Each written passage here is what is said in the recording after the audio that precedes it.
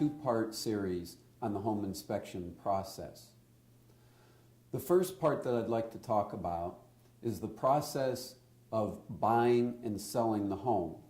And in this transaction, I've noticed over the last 30 years a few sticking points that I'd like to help you out with.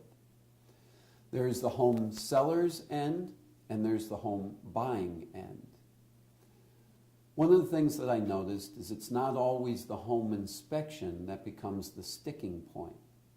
It's the people within the inspection process that sometimes can be the sticking point. So I'm going to help you, and I've provided a list for you that you can go through to actually help facilitate your part of the transaction. So the first part that I'd like to touch on is the home owner and home seller's part of the process. So step one, don't take it personally. Now this is a very important aspect of the home selling process. Oftentimes you've been living in the home for a set period of time. Maybe you've raised a family in it. This is a dwelling. This is a building that served its purposes for you. But for whatever reason, you're deciding to move on. So it's time to start letting go of that building relationship. And from here, it's time to be able to understand that someone else is going to be moving into the house. One of the key elements to that is to be able to let go of what the buyers want to do with the house. Many times during the home inspection process, we'll see the buyers say, we want to take this wall down or we want to do something different with the house. The sellers, knowing that this was personal to them, what they do with it after you let go of it is much easier for you to ignore. So don't take things personally. The next part to that series is the home inspection process. So during the home inspection process, the home inspector may pick up some items that they think should be changed. Now, during this time period, oftentimes by the time you get the report, it may look a little different than it was described as the home inspector did. However, again, try not to take this personally. During this time period when the inspector writes things out, his vantage point could be from the manufacturer's specifications. It could be a local code that might have had a change, or it could just be the function of the component itself and the safety. So here what we want to do is look at all the items that are put down as if it's a checklist. And we're going to look at it from the 30,000 foot view. What does that mean? 30,000 foot elevation view is like being in an airplane.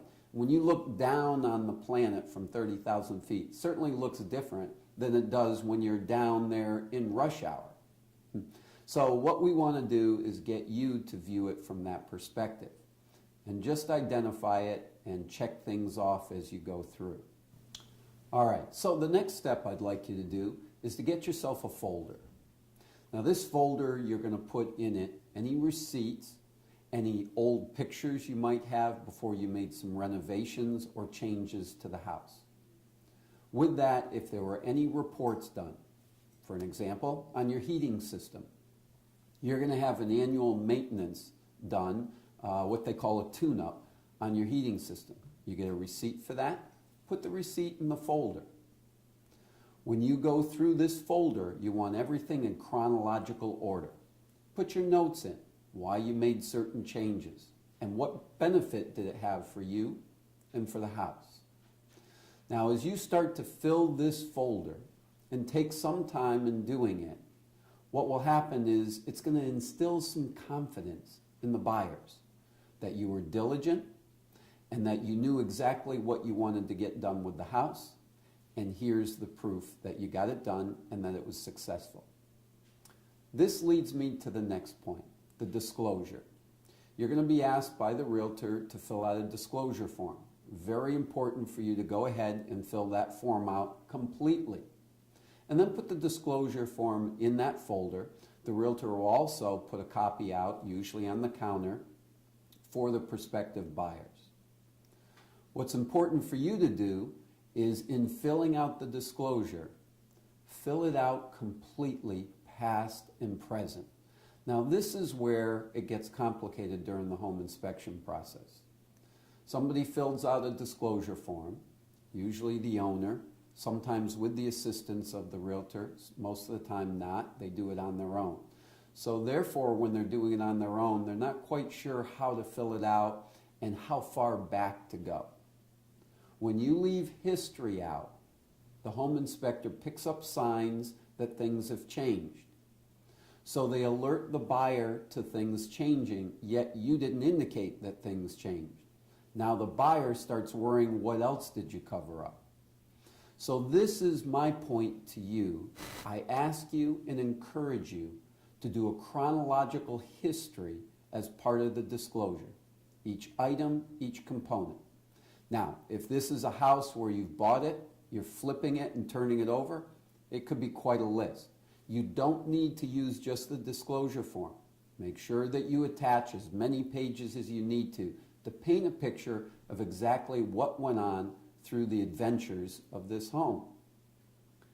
The next part to that is you want to make sure that the disclosure and any changes you've made to repair things or fix things up, to change leaks or other things, that you also put the receipts in that order with it. Now again, if you've got any pictures with this, that can be important and valuable as well. The next thing you can do is you could come up with an inspection. Love for you to do an inspection on the house as you go to sell the house. What this does is instill even more confidence that the owner, you, are properly prepared for the sale. The buyers then feel very comfortable with this process. Part of that is going to put you back in control because you, the seller, then decide what items the inspector picks up that you don't want to do. But you just alert the buyers that you are the one that identified this and that you've chosen not to do it for whatever reason. So those are the first three things on our checklist. Let's see what else we have on our checklist here.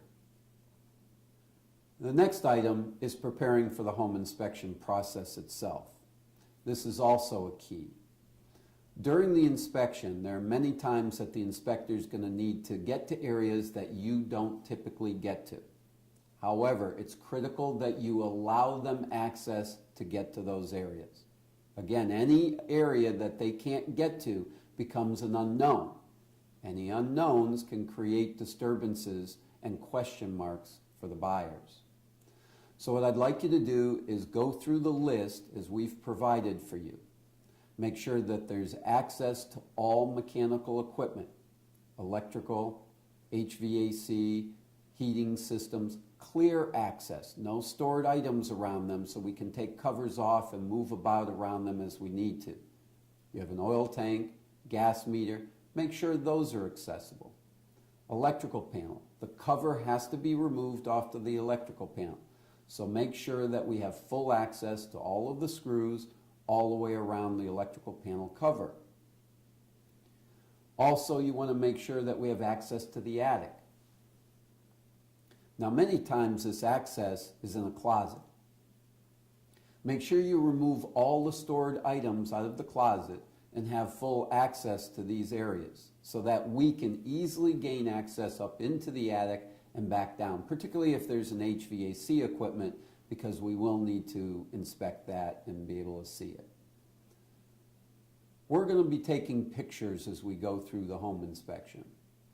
If you have any areas where you don't want photographs taken or any personal belongings that you don't want in a photograph, please put them away so that the inspector can feel free to get the rooms and get angles of the equipment that they need to.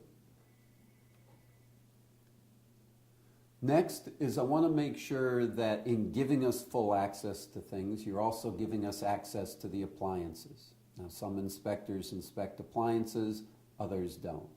Please don't leave stored items in your ovens so that it doesn't get turned on and your bread cooks. We want to make sure that your other appliances, such as dishwashers, are empty so that we don't spray water on your clean dishes. we're going to go through the house in its entirety, the best that we have access to. If there is something that is winterized, broken, shut off for a particular reason, please tag it and leave a note for the home inspector so that the home inspector knows not to touch that for whatever reason. One of the things you want to think about is computers today. If you have a computer on a circuit that you don't want shut off, leave that in a note for the home inspector. We want to make sure as home inspectors that we don't disturb your property, that we leave it the best that we can. That's why our company takes our shoes off when we come in the house. Leave it at the door so we don't carry things throughout the house. In the same token, I'm going to ask you to please clean up your yard from any dog or animal debris that might be out there, so that doesn't inadvertently get carried around your steps, your walkways, and other areas around the outside of your home. So this gives you an insight to a little bit of the process that involves the home inspection and the buyer. What I'll ask you to do is go through the checklist that we've provided. If you have any questions, you're certainly welcome to call us or contact us through the web, and we'll be able to help you in any way that we can. This process should be a fun process, but it can be very nerve-wracking. I hope that this video helps give you the information that you need to go through this process smoothly. Thank you very much for joining me in this video.